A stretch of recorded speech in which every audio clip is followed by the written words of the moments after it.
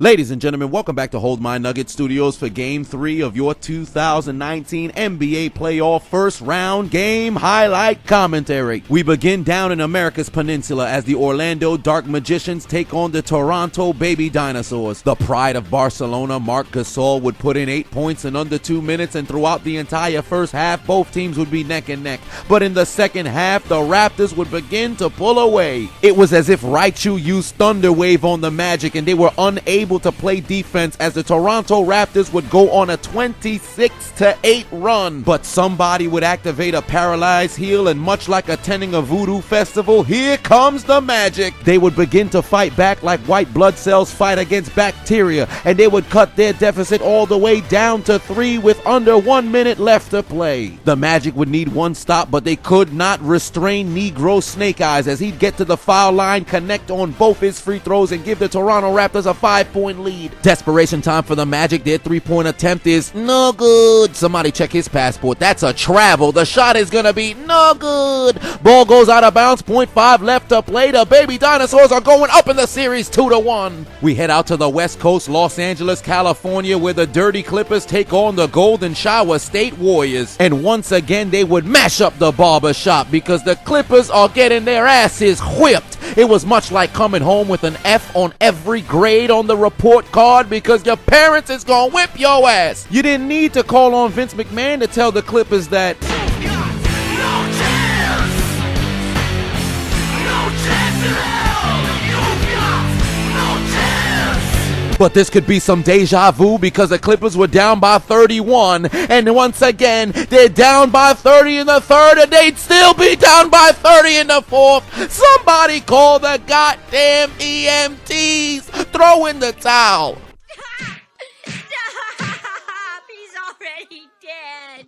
Next, we would head south to the land of big fat women as the San Antonio Spurs would host the Denver Hold My Nuggets. Throughout the first half, the game appeared to be close, but the Spurs were playing with the game sliders down. They had the difficulty on pro, and they decided to increase it to Hall of Fame as they would take the lead and never look back. The Nuggets were like vegans at a barbecue. They don't know what the hell was going on. LaMarcus Aldridge with the jump shot. Rudy homosexual with the jump shot. Denver may play in the mile high, but their chances of winning were looking very low. As the Spurs would take a 21-point lead, the Nuggets would make a late surge, but did it help them come back and win? Absolutely not. They're down 2-1 in the series. We take our cameras to the greatest city in the world. Where Brooklyn at? Where Brooklyn at? Where Brooklyn at? Where Brooklyn at? Brooklyn may be the location, but the only nets on the court was the one connected to the hoop, because Tobias Harris and the 75+ ones would rub their nutsack all over the damn Brooklyn Nets. Joel Embiid wasn't even playing, and the Brooklyn Nets defense was getting ate up like a Philly cheesesteak.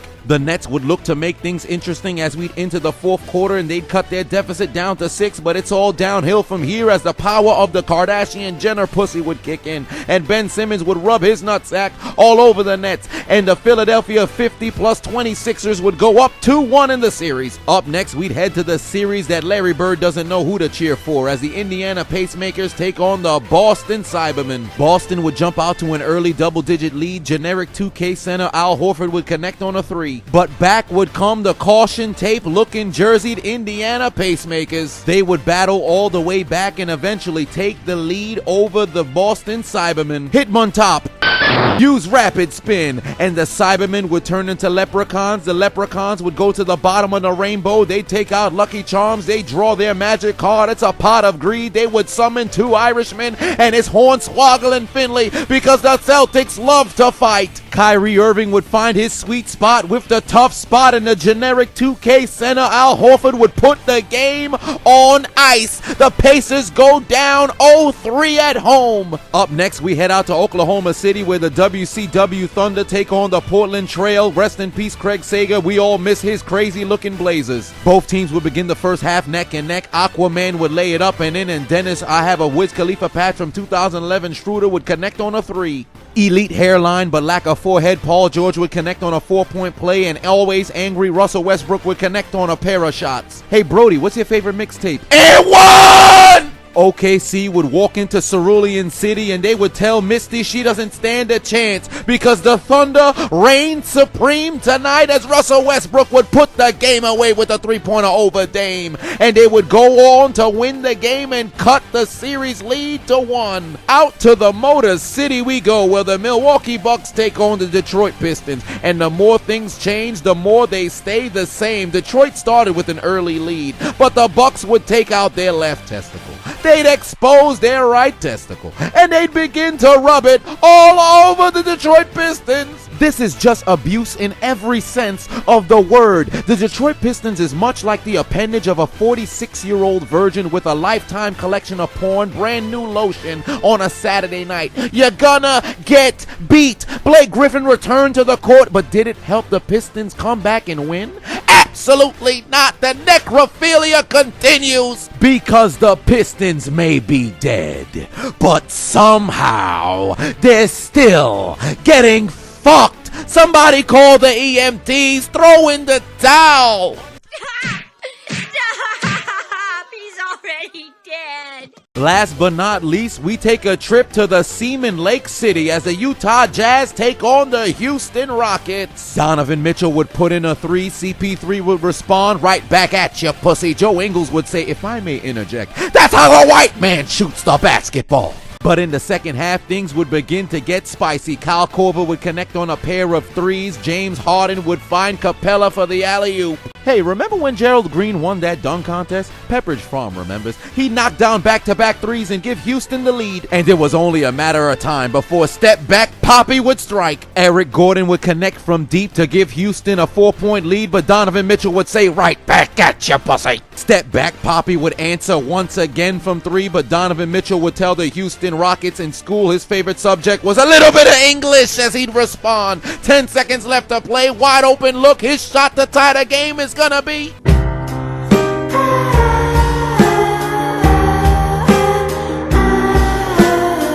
Tragic. Tragic. How unfortunate. He'd missed the shots. The Rockets would take a 5-point lead. Ricky Rubio would advance the ball past half court. He'd connect on a jump shot, but did this help the Jazz come back and win? Absolutely not. Chris Paul would dribble out the clock. Houston takes a 3-0 lead for the Jazz, Pistons, Blazers, Pacers, Magic, Clippers, Nuggets, and Nets. Take out your Metro cards and get aboard the L train. What the hell wrong with them? What's wrong with them? What's wrong with it? Oh, what's on?